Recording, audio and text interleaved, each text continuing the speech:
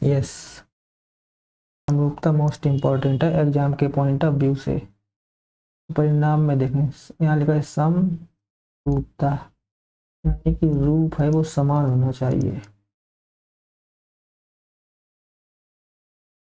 आकार, आकार अलग अलग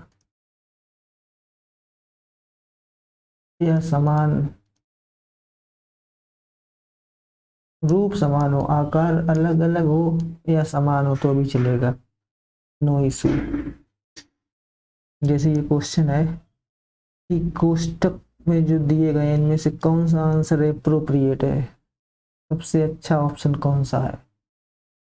ये बोल रहा है सभी व्रत होते हैं, तो होते हैं का मतलब यहाँ कंडीशन है हमेशा से।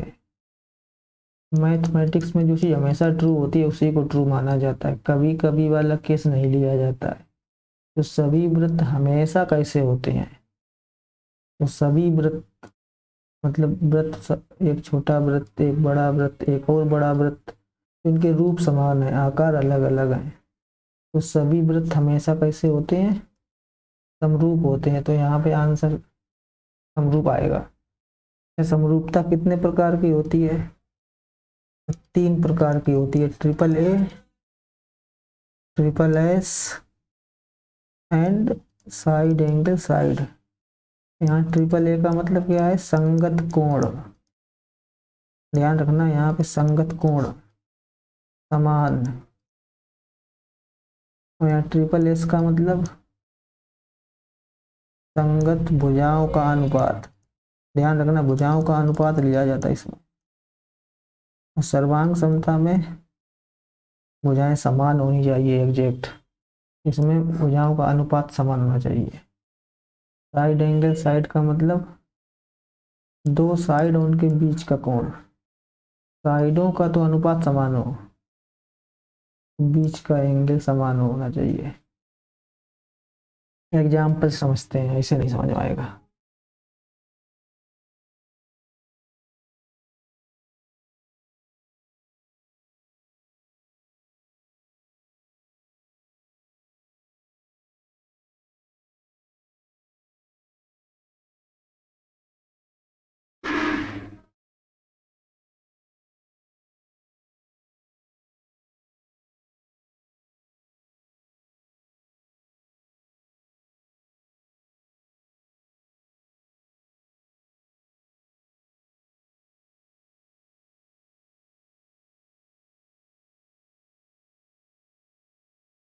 अब हम लोग सर्वांग समता जो पढ़ेंगे वो त्रिभुज के हिसाब से पढ़ेंगे, और कोई फिगर नहीं, सिर्फ त्रिभुज में ही लगाएंगे समरूपता।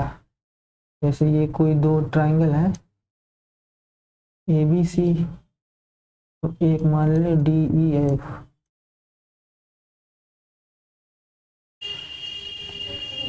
अब सबसे पहले देखते हैं ट्रिपल ए समरूपता क्या होती है।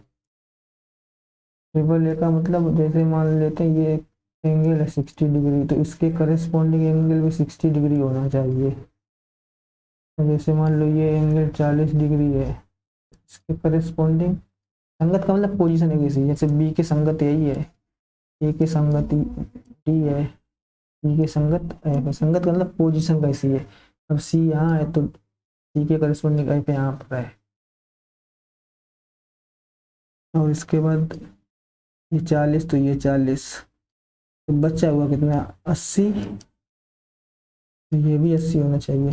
अच्छा ध्यान रखना, ट्रिपल ए को भी डबल ए मानते हैं, क्योंकि अगर दो एंगल समान हो गए तो तीसरा अपने आप समान हो सकता है। तो या तो ट्रिपल ए लिखें या डबल ए लिखें, एक ही चीज़ है, कुछ बुक्स में डबल ए लिखा है, डबल ए ट्रिपल ए एक ही है। तो जब दो एंगल समान हो जाएंगे तीसरा अपने आप समान हो जाएगा। क्यों समान हो जाएगा, तीनों एंगल का सम 180 होता है। जैसे ये 60 और 40, ये 60 और 40 बचा कितना 80, तो बचा 60 और 40 100 तो हो गए, अगर ये 80 तो ये भी 80। अच्छा अगर ऐसा केस बन गया, अगर संगत कोण समान है तो संगत भुजाओं का रेशियो है समान होगा, तो A B upon D E equals to होगा B C upon E F. Equals to हो जाएगा ये AC अपॉन DF। क्लियर। और समरूपता का निशान ये होता है, त्रिभुज है वो समरूप हो जाएंगे। अब दूसरा केस क्या था, ट्रिपल एस। ट्रिपल एस का मतलब अगर भुजाओं का रेशियो समान है तो कोण बराबर हो जाएंगे, मतलब पहली वाली का जस्ट उल्टा। अगर ये वाला केस है तो कोण है वो संगत कोण बराबर हो जाएंगे। जैसे ये है दो ट्राइंगल ABC और ये है DEF।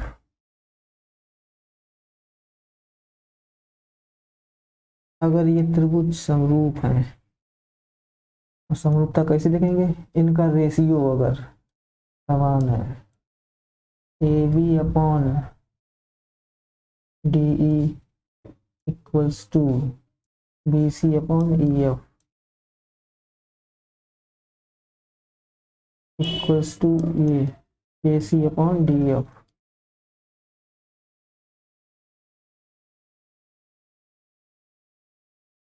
तब ये त्रिभुज कैसे हो जाएंगे, सब समरूप हो जाएंगे। तो जैसे ये कंडीशन बन जाए तो कंडीशन क्या होगी कि संगत कोण है वो समान होंगे, यानी कोण A बराबर होगा कोण D के। ऐसे ही एंगल B बराबर एंगल E और एंगल C बराबर एंगल F।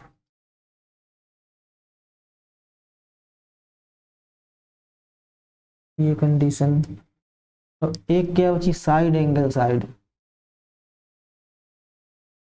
जैसे ये दो ट्राइंगल है ABC और DEF, दिया क्या होना चाहिए, इनका और इसका रेशियो, यानी कि AB upon DE equals to. अब जैसे मान लो हमने BC अपॉन EF ले लिया, अगर इनका रेशियो समान है तो इनके बीच वाला कोण बराबर है। और ध्यान रखना इंक्लूडिंग एंगल लिया जाता है इसमें, ये नहीं कोई ये नहीं ले सकते। अब ये साइड ले ली तो इन्हीं के बीच का एंगल लेना पड़ेगा, angle B equals to angle E। अगर ये वाली कंडीशन सेटिस्फाई है तब ये त्रिभुज है वो समरूप हो जाएंगे। तो उस केस में क्या लिखा जाएगा, साइडों का ratio AB upon AE equals to BC upon EF equals to AC upon DF। ये जैसे एक ट्राइंगल ये है और एक ट्राइंगल ये है, अगर ये 4 है ये 8 है और इनके बीच का एंगल 60 है, और ये वाली साइड अगर 2 है या 20 मान लेते हैं तो ये एंगल 40 है, और ये वाला कोण अगर 60 है, तो ये त्रिभुज कैसे होंगे, समरूप होंगे या नहीं होंगे। तो देखो 4 का 5 गुना, इधर 8 का 5 गुना, एंगल समान है, यानी कि 4/20 बराबर 8/40, रेशियो समान है, एंगल सेम है बीच वाला। तो ये त्रिभुज अब कैसे हो गए, समरूप त्रिभुज हो गए। तो ये समरूपता करते हैं एक्सरसाइज फटाफट।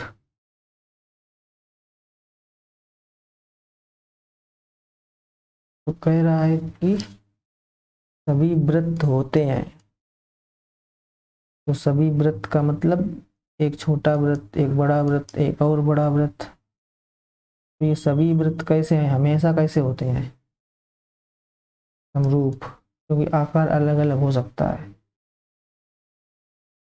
तो सभी वृत्त हमेशा कैसे होते हैं, समरूप होते हैं। ऐसे सभी वर्ग हमेशा कैसे होते हैं, होते हैं का मतलब यहाँ इससे पहले एक वर्ड रिटेन है हमेशा, और मैथमेटिक्स में जो चीज़ हमेशा हो वही ट्रू मानी जाती है। अब जैसे मान लो एक वर्ग ये है, एक वर्ग ये है, एक और बड़ा वर्ग बना दें, तो इनके रूप तो समान है लेकिन आकार अलग अलग है। जब रूप समान हो आकार अलग अलग हो तो समरूपता होती है 100%। लेकिन ध्यान रखना चाहिए एक कोण है संगत कोण, ये बराबर होने चाहिए। ऐसा नहीं एक तिरछा ऐसे बना दिया, अब ये कोण अलग अलग हो जाएंगे, ये कोण अलग है, ये अलग है, ये नहीं समरूप है, ये दोनों समरूपता नहीं है। वो कह रहे सभी त्रिभुज समरूप होते हैं कौन से, सममद्विबाहु की समबाहु। अब समबाहु त्रिभुज क्या होता है, जिस जैसे मान लो एक त्रिभुज ये है, एक त्रिभुज ये है।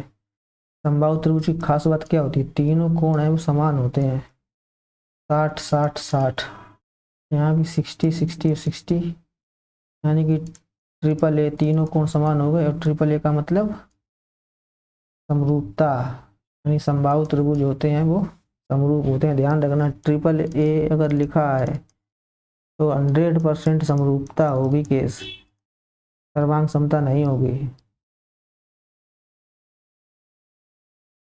क्योंकि एक छोटा कोण हम बना सकते हैं 60 डिग्री का लेके, और बड़ा त्रिभुज बना सकते हैं एंगल 60 ही लेकर।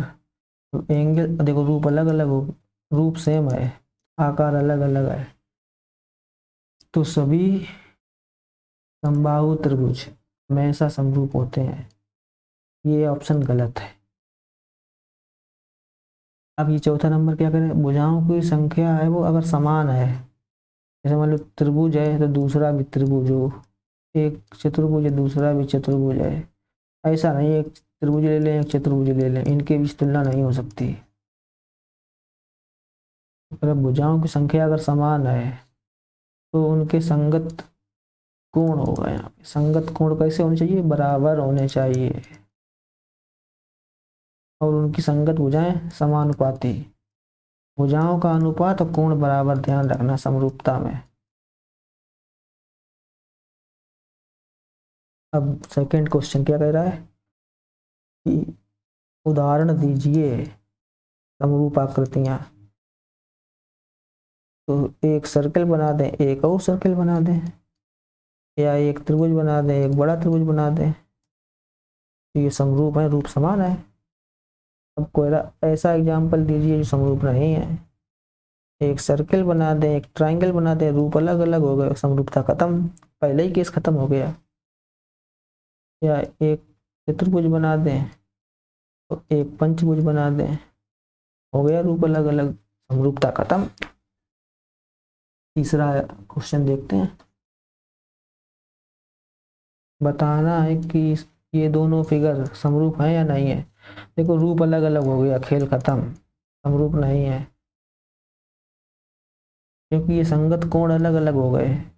यहाँ पर ये एंगल 90 से कम है, ये 90 डिग्री है। जब कोण अलग अलग हो गए, संगत कोण अगर अलग, समरूपता नहीं है, तो आंसर होगा नो, नहीं है समरूप। अब ये एक एग्जाम्पल बहुत अच्छा है, मोस्ट इम्पोर्टेंट एग्जाम के पॉइंट ऑफ व्यू से। कह रहा है कि त्रिभुज ए बी सी की भुजाओं ए बी और ए सी, एक त्रिभुज बना लेते हैं।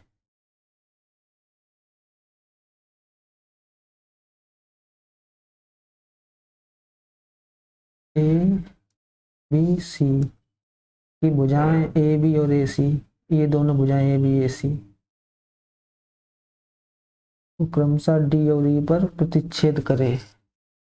कौन प्रतिच्छेद कर रहा है, बी सी के समांतर। जैसे ये बी सी है, इसके समांतर एक लाइन बना दी है इस तरीके से, डी और ई पर प्रतिच्छेद कर रही है, तो सिद्ध करना ये A D upon A B. तो थेल्स थ्योरम लगा दें इसमें, थेल्स थ्योरम पढ़ा चुके हैं प्रीवियस वीडियो में।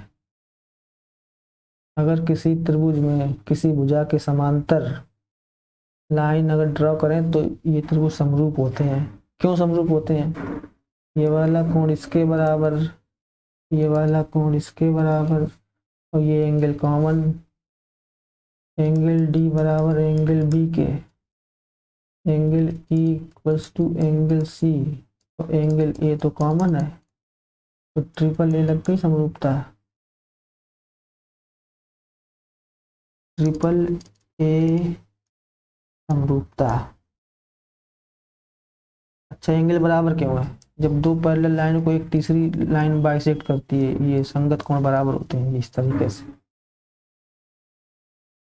तो ई के संगत सी है, तो ये संगत कोण है, ये दो संगत कोण है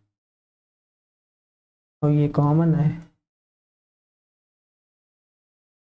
तो संगत समरूपता हो गई इसकी ट्रिपल ए। तो इसके बाद थेल्स थ्योरम से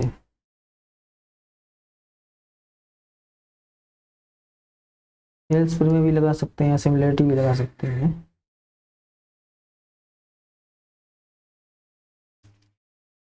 तो कौन सा रूल अपना है? तो समरूप होगा, समरूपता में क्या होता है कि भुजाओं का अनुपात है समान रहता है। तो ए डी अपॉन पूरी साइड ए बी, अभी थेल्स थ्योरम ना लगा, ये बाद में बताएंगे, पहले अभी समरूपता सही करें इसको।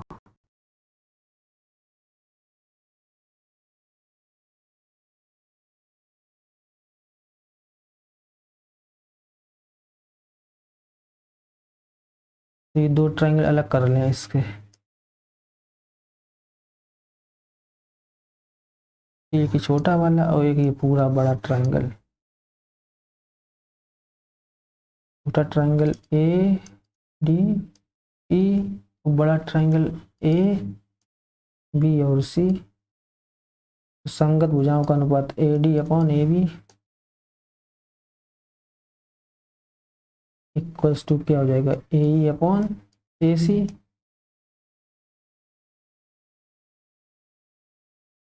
प्रूफ हो गया, ये सिद्ध करना था, हेंस प्रूफ। दूसरा तरीका भी देख लेते हैं इसका।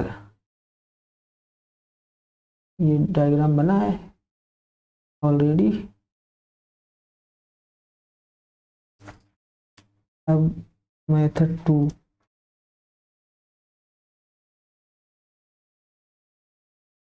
हेल्स थ्योरम कहती है यदि किसी त्रिभुज में एक रेखा के समांतर या एक भुजा के समांतर एक लाइन खींची जाए जो अन्य भुजाओं को प्रतिच्छेद करे, तो इन दोनों का रेशियो और इनका रेशियो समान होता है थेल्स प्रमेय से। A D upon D B equals to A E upon A C. अब प्रूफ करना है इसमें A D upon A B, तो ए डी तो आ ही रहा है इसमें, तो इधर ए E upon A C, A ई भी आ रहा है, इनको अब छेड़ना नहीं है। अगर इनको रिवर्स कर दें, दोनों तरफ पलट दें संख्याओं को, तो D B upon A D equals to A C upon A E. अब दोनों तरफ एक जोड़ दें,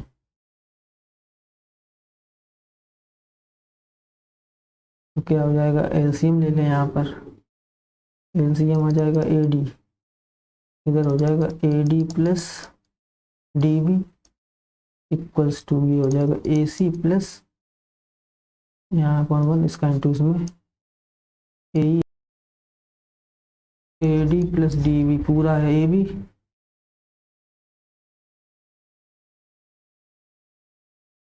upon A D equals to पर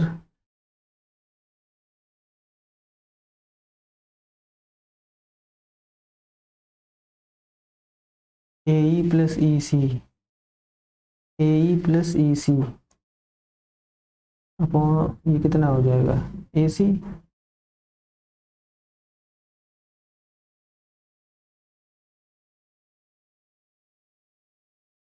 अब यहाँ दोनों तरफ पलट दें, फाइनल आंसर तो A D upon A B equals to A E upon A C. यही प्रूफ करना था, हैंस प्रूव्ड। चलते हैं नेक्स्ट क्वेश्चन पर।